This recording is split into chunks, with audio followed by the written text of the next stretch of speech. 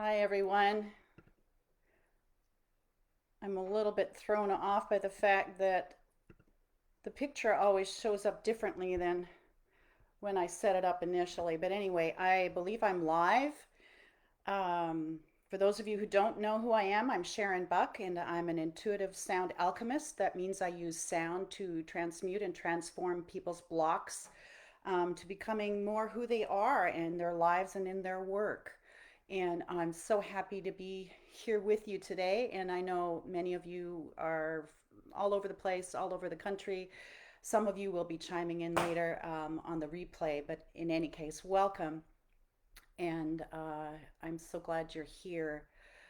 I would, if anything that I say today resonates with you, I'd love it if you type in the chat and let me know about that. Because I always like to know if I'm speaking to the people that are in this group and anyone else who might listen in.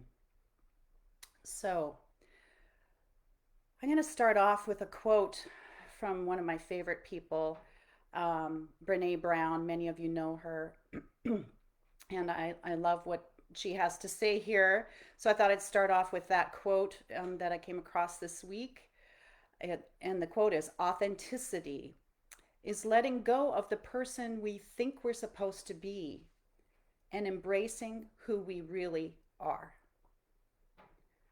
I couldn't have said it better. I mean, that is really on topic for me today because I want to talk about becoming ourselves. And maybe that seems like a contradiction in terms because we are ourselves, but what many of us don't realize is that as we go through life, we don't realize how much of what we've been exposed to and taught has kind of muddied the waters for us in terms of who we really are. And I keep discovering this day to day. I mean, as I peel back the layers, I realize how much of this has been programmed. So, yeah, who are we really? It's a fascinating topic to delve into. So I'm going to touch a few important points that I think are important anyway that I'd like to talk about today. And some of that is connects with what we talked about last week, which is about the growth mindset versus the fixed mindset. That's not an easy path because there are many bumps along the way. And many of us have been bruised along our journey, and to grow means to change. And for most of us, change is hard.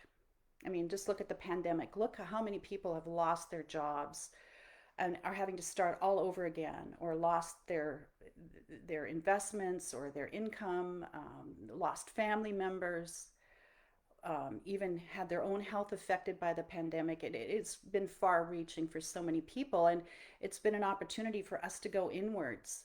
And really, if we're taking that opportunity, which I believe many of us are, it's turning out to be, like the silver lining in the cloud.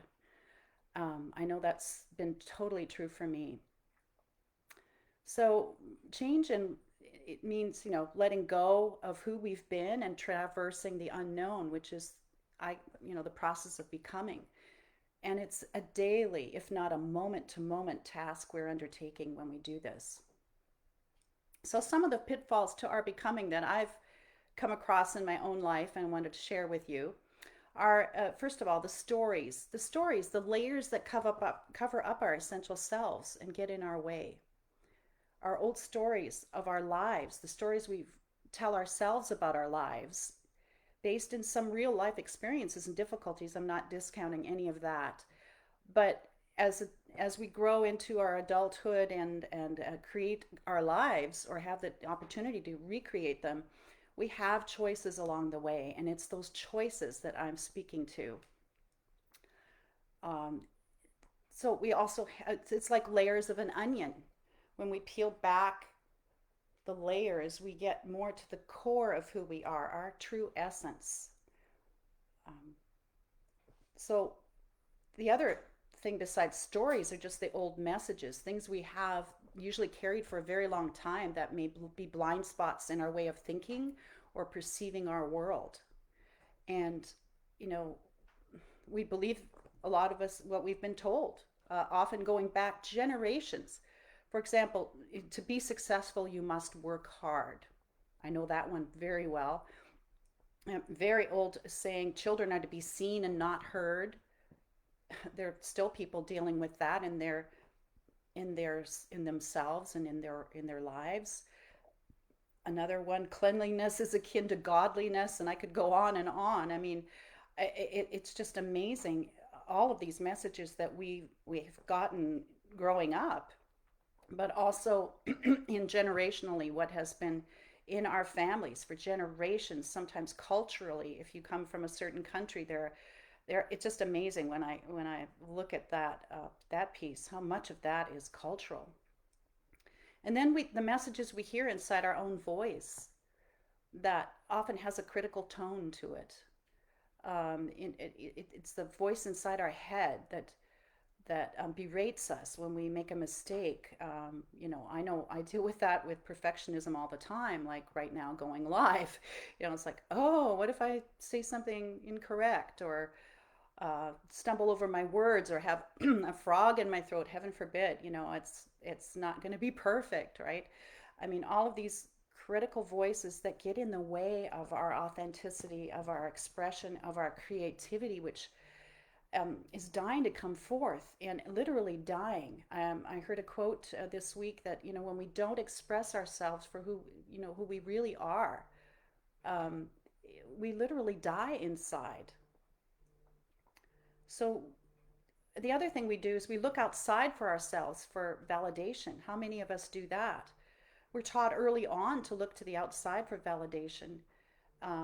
When it's an inside job, we need to look inside, not outside, for a validation. Many of us were not taught that. I mean, just look at the school system with grades and performance and such. I know a lot of that is shifting, but many of us have suffered from that growing up. So it's an inside job, and we can even use spirituality to hide from ourselves. It's called spiritual bypassing.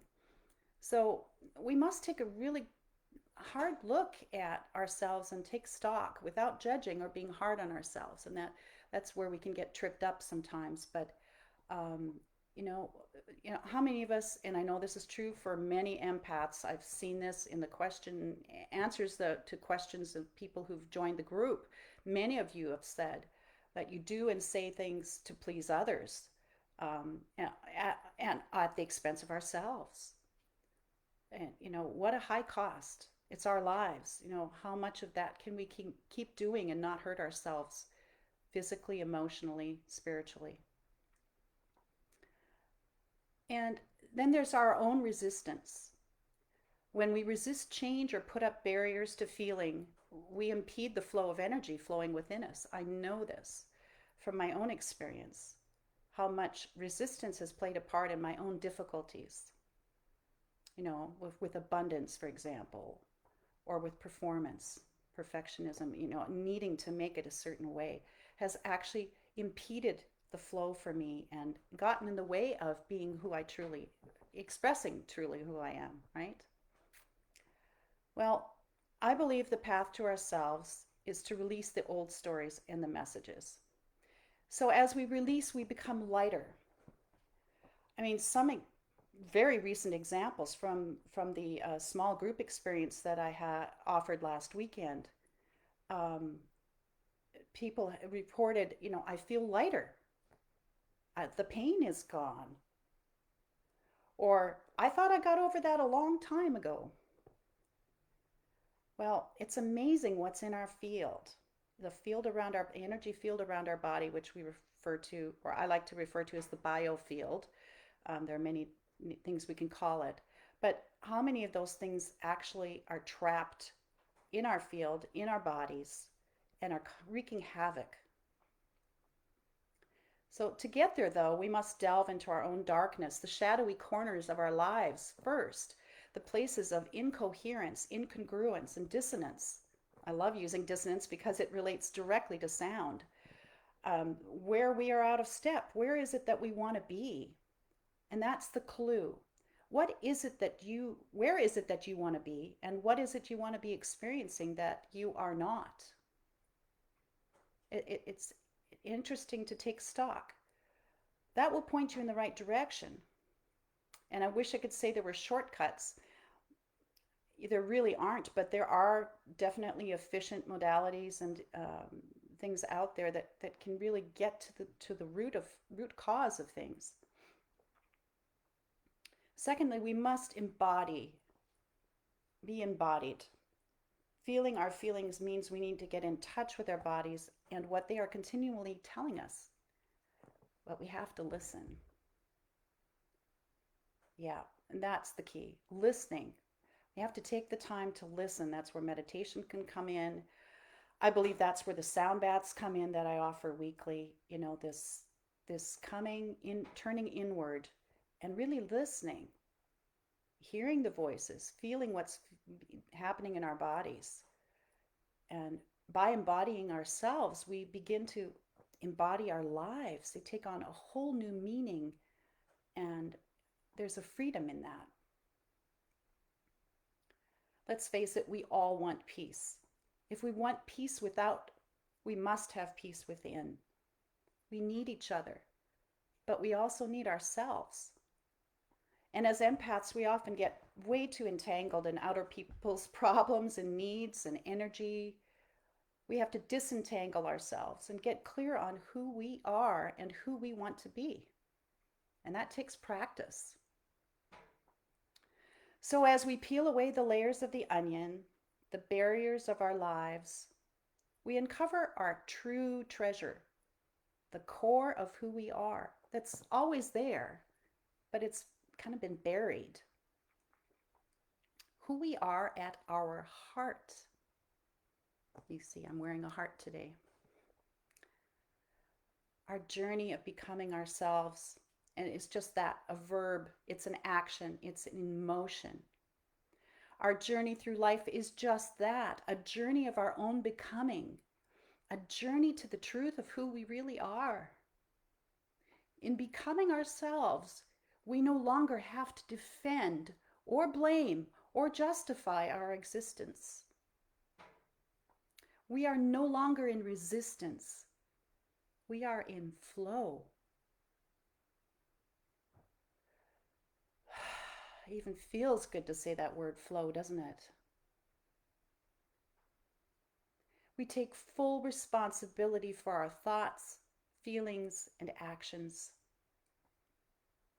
Our intuition starts to reborn as we chip away the mess we've created. We can find the clarity. Our inner knowing starts to speak with more clarity, and we begin to hear it. And of course, you know I'm going to talk about healing sound and vibration because that's what I'm all about. But I have to tell you, it does help bring us back into our wholeness, our origin, our original selves, and connection with the divine and our divine purpose. It is really at the heart of who we are, the core of who we are, our essential goodness. And I don't need to tell you, but the world needs that more now than ever. If any of this resonates with you, let me know.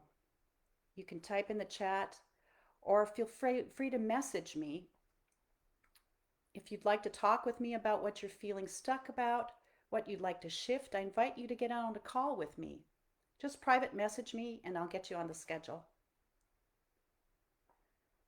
I look forward to seeing you Sunday for our regular Sound Bath series when we will explore with sound what becoming ourselves is all about. And let me leave you with a short poem.